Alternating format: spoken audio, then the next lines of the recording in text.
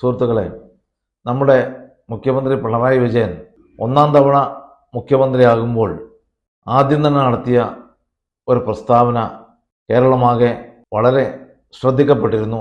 എല്ലാവരും അതിനെ അഭിനന്ദിക്കുകയും ചെയ്തിരുന്നു. ഫയലുകൾ എത്രയും പെട്ടെന്ന് നോക്കി തീർക്കണമെന്നും അവ കെട്ടിക്കിടക്കാൻ പാടില്ല എന്നുമാണ് മുഖ്യമന്ത്രി പറഞ്ഞത്.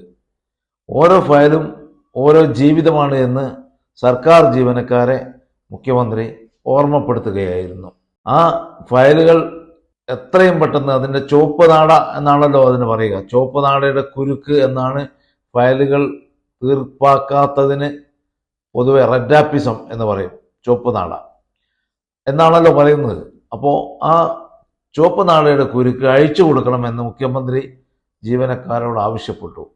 ഒരു തവണയല്ല, വീണ്ടും 3 മാസത്തിന് ശേഷവും പിന്നീട് 6 മാസത്തിന് ശേഷവുമൊക്കെ 2 or 3 തവണ മുഖ്യമന്ത്രി ജീവനക്കാരുടെ, സർക്കാർ മേലുദ്യോഗസ്ഥന്മാരുടെയും യോഗം വിളിച്ച് ഇത് തന്നെ പറയുകയുണ്ടായി. ഇപ്പോൾ 2ാം ഘട്ടം മുഖ്യമന്ത്രിയായ ശേഷവും അദ്ദേഹത്തിൻ്റെ കാലാവധി ഏതാണ്ട് തീരാൻ പോകുന്ന ഘട്ടത്തിൽ എന്താണ് സംഭവിക്കുന്നത്? 3,13,784 ഫയലുകൾ ഭരണസിരാ കേന്ദ്രത്തിൽ കെട്ടിക്കിടക്കുകയാണ്, തീർപ്പാകാതെ കിടക്കുകയാണ്. അഥവാ 3,13,000 ജീവിതം കട്ടപ്പുകയായി നിൽക്കുകയാണ്, തുമ്പില്ലാതെ നിൽക്കുകയാണ്, ഗതികെട്ട് നിൽക്കുകയാണ്. മുഖ്യമന്ത്രി തന്നെ കൈകാര്യം ചെയ്യുന്ന വകുപ്പുകളിൽ 50,000 ഫയലുകളാണ് കെട്ടിക്കിടക്കുന്നത്. മുഖ്യമന്ത്രി കൈകാര്യം ചെയ്യുന്ന ആഭ്യന്തര വകുപ്പിൽ 17,000 ഫയലുകൾ കെട്ടിക്കിടക്കുന്നു. പൊതുവിദ്യാഭ്യാസ വകുപ്പിൽ 35,000 ഫയലുകൾ കെട്ടിക്കിടക്കുന്നു. തദ്ദേശ സ്വയംഭരണ വിഭാഗത്തിൽ 45,000. അതാണ് സാധാരണക്കാരായ ജനങ്ങളുടെ സാധാരണ ജീവിതത്തെ ഏറ്റവും ബാധിക്കുന്ന ഫയലുകൾ തദ്ദേശ സ്വയംഭരണ വകുപ്പുകളിലായിരിക്കും. അത് 45,000 കെട്ടിക്കിടക്കുന്നുണ്ട്.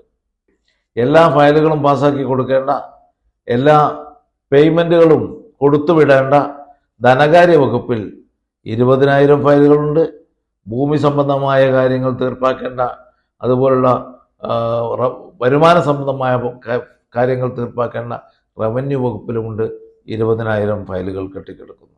ഇങ്ങനെ 3 ലക്ഷം ഫയലുകൾ ഈ സർക്കാർ ഭരിച്ചുകൊണ്ടിരിക്കുമ്പോൾ കെട്ടിക്കിടക്കുന്നു. ഫയലുകളുടെ ചുവപ്പ് നാട ഒന്ന് അഴിച്ചു മാറ്റി, പൊടിയൊക്കെ തട്ടി, അതിൽ ഇരിക്കുന്ന ജീവിതം എന്താണെന്ന് മനസ്സിലാക്കി അതിലിരിക്കുന്ന പാവപ്പെട്ടവന് ആശ്വാസം കൊടുക്കേണ്ട ഫയലുകൾ ഇങ്ങനെ കെട്ടിക്കിടന്നാൽ എന്തായിരിക്കും നമ്മുടെ സംസ്ഥാനത്തിൻ്റെ സ്ഥിതിവിശേഷം എന്നാലോചിച്ച് നോക്കേണ്ടതുണ്ട്. ഒരു ഭാഗത്ത് ജോറായി ഭരണം നടക്കുന്നുണ്ടാവാം, പക്ഷേ ഈ ഭരണം